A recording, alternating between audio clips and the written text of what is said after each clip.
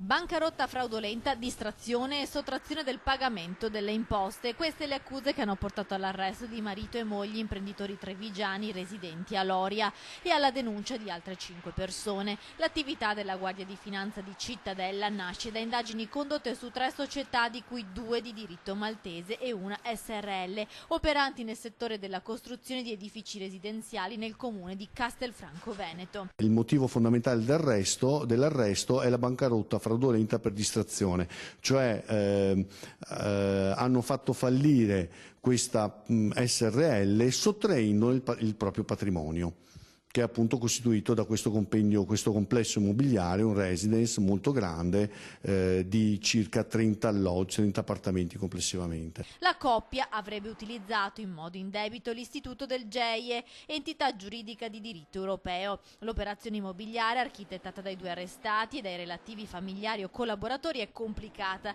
Gli indagati infatti avevano ceduto solo formalmente i beni ai 2 GEIE di Malta e a una SRL veneta, mentre in realtà continuavano ad averne la gestione diretta del patrimonio immobiliare e anche dei relativi proventi. Avevano ceduto l'intero compendio di proprietà di una SRL a un gruppo europeo di interesse economico che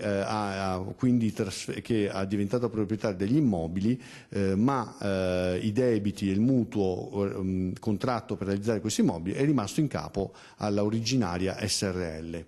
Nei giorni scorsi sono scattate le perquisizioni che hanno coinvolto tutto il Veneto: sequestrato una villa ad Abano Terme, perquisito un'abitazione di un altro indagato a Campo San Martino nel Padovano. I finanzieri sono arrivati anche a Castello di Godego, Mirano e nel Veronese. Le indagini, coordinate dalla Procura della Repubblica di Padova, hanno consentito di sequestrare 22 immobili del valore complessivo di circa 3 milioni di euro, facenti parte di un complesso immobiliare di Castelfranco Veneto, e altri 6 immobili a garanzia dei debiti erariali per oltre 600.000 euro. Nel corso delle perquisizioni sono stati rinvenuti e sottoposti sotto sequestro anche 12.000 euro in contanti e un Rolex.